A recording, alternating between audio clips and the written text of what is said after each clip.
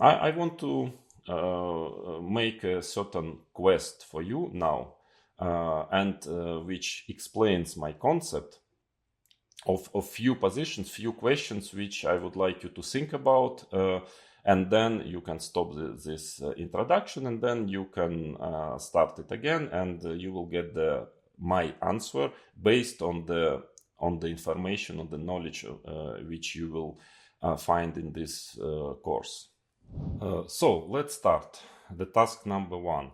Um, why I'm giving you this quest? Because very often when you are playing an opponent, well, especially if he's not a high level professional, with black your opponents have well, also with white, actually rather limited repertoire, and the big part of the success in final success in the result of the game, not only the opening success, is to find a hole in his preparation, to find a way how to trick him into a variation which he doesn't know well.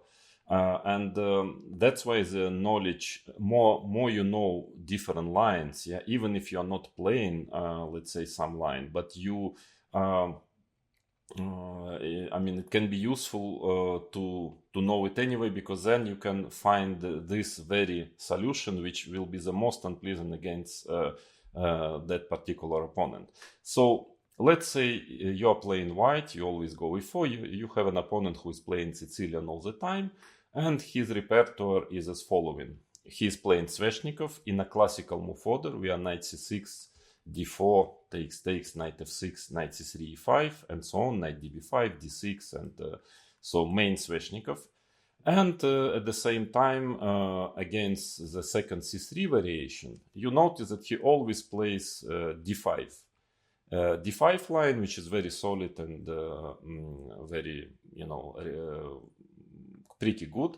E5, queen d5, and he is playing after d4 the main, kind of the most popular nowadays variation, which is knight f6, knight f3, e6, and in both of those lines he has quite a good knowledge, actually. So many games played, and you feel like he knows more than you in those lines. So now the question is, number one, how can you trick him out into a territory where he will know little or nothing, and you can, listening to this course, you already just one particular lesson, you will know and understand much better the position which will arise on the board.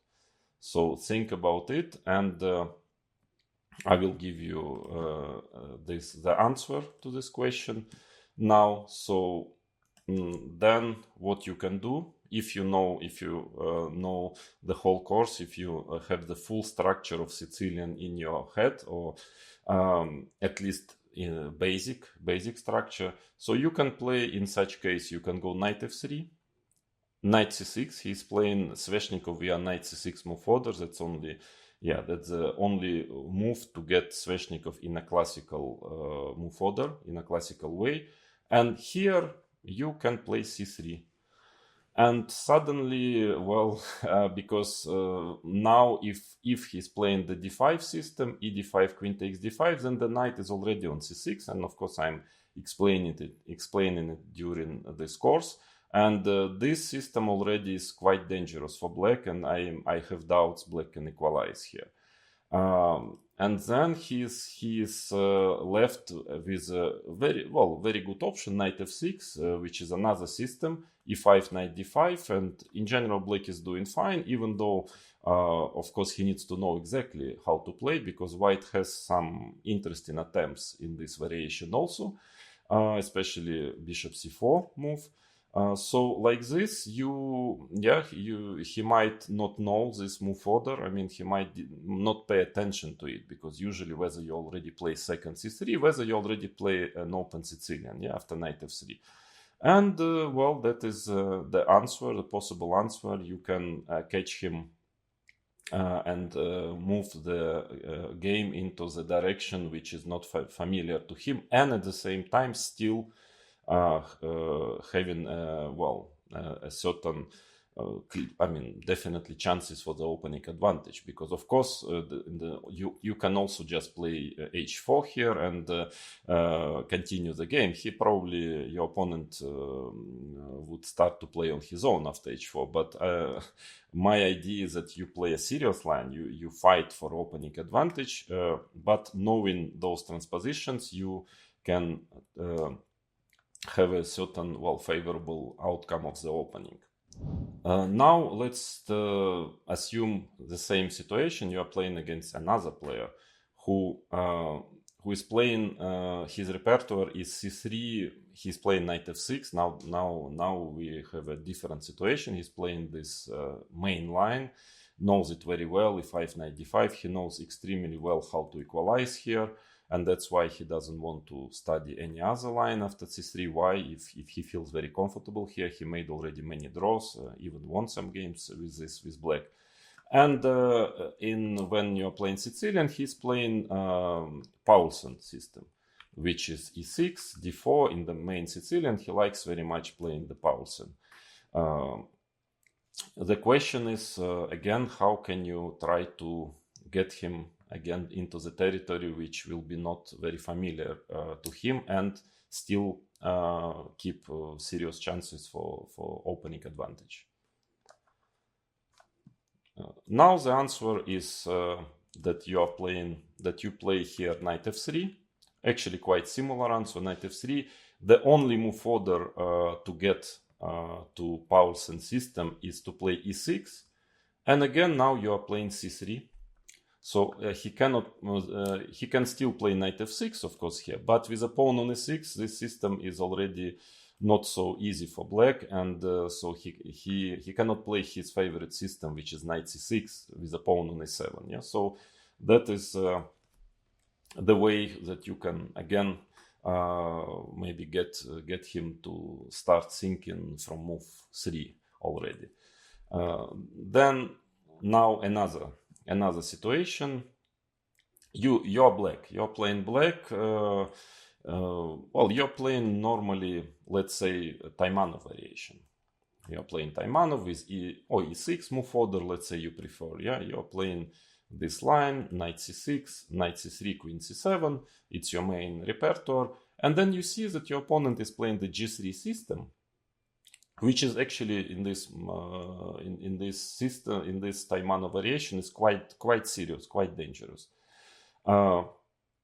And at the same time, then you actually notice that in general, that your opponent, he doesn't like to play long castle variations with long castle against Sicilian. So he prefers to play classical way.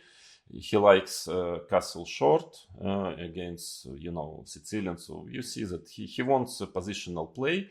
And most of the time against most of Sicilians, he's playing g3. I mean, he likes this setup, yeah, which happens quite often on the amateur or club level, that, people try, they're not professionals, they cannot spend 10 hours a day studying variation, so they like a compact repertoire, so they want to get more or less similar type of position. And then you see that he's playing g3 against Taimanov. He's also playing g3 against, let's say, Najdorf, for example, which is also quite serious system, I would say, g3. Yeah, so you notice that that's his style. That's what he wants to get. Now the question is, so here g3. Now my question is, what Sicilian you can choose, since you feel that there is a big chance he's going to play with a short castle, and then or g3, bishop g2, short castle most likely. So what is the most convincing Sicilian against this setup when white is trying to play like this? My answer would be, again, maybe it's a little bit matter of taste, but I believe, that's my taste can be considered, at least as a former world champion. I think that the best against g3 systems, actually, you can try to play Dragon. Because here g3 is the most harmless system, and also bishop e2. So against Dragon, basically I explained it in this course that the only way for white really to fight for advantage is to try to play long castle. And if you see that he's not doing it, he likes to play g3, or bishop e2 is also not so dangerous. And after g3, yeah, here you knight c6, and black is already having no problem at all. Even sometimes can get slightly better soon. Actually, knight d2 is a main move here. Again, I explained it in the course, and rook b8. And black is, I mean, frankly, I would probably already take black in this position, even if it's equal. So then you solve all your opening problems because you have this course and you understand the Sicilian in whole. And now maybe I will give you the last quest. Also, maybe a little bit more complicated. So you are playing again, let's say you are playing the Taimanov variation with black via this move order, and your opponent is playing the g3 system again. Yeah, very solid system. a6, bishop g2. So you want to transpose here to the Scheveningen positions, which is, yeah, here to put pawn on d6, knight on f6. Well, again, the g3, bishop g2 system, there are some ideas, but actually it's quite solid. I mean, I explained there as well that if you manage to put d6, bishop d7, knight f6, bishop e7, and castle, in general, black has a very, very good chances to equalize, very solid system, and you want to get it. Yeah, so then what is the most accurate move order here to finally to get this setup which you are aiming for? The answer is actually, strangely enough, you have to keep the knight on g8. I mean, the most accurate is to start with d6 here, and after castles to play bishop d7. And after rook e1, which is the most dangerous move, supposed to be at least in the theory, and now bishop e7, and only then knight f6. Why?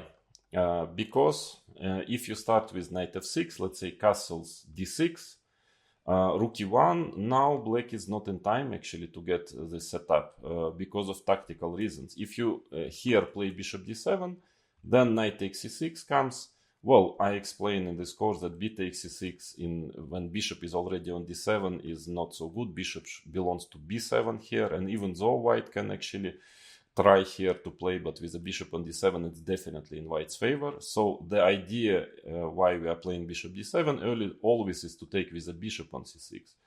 And here it doesn't work so well because of tactics, knight d5. And knight d5 gives white a considerable advantage. Probably black has nothing better than taking an e5, but after a4, white has a big, very good, again, important, also, you studied this course, so you know a bit of Najdorf as well, and this is a fantastic Najdorf for white.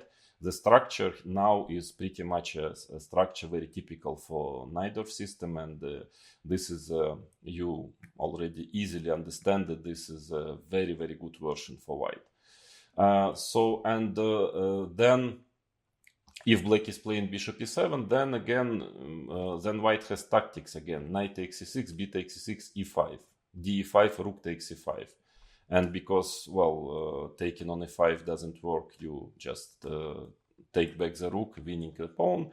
Then finally you have to play castle. I speak a bit about this position also in this course, but white has a very pleasant positional advantage because black's pawn structure is compromised. So then that is why if you already want to play this setup, then you better start with d6, castle, bishop d7, rook e1, bishop e7. Why? Because after knight takes e6, bishop takes e6, knight d5 doesn't work already. And then next you're going to play knight f6 and finally get this setup. So those are just,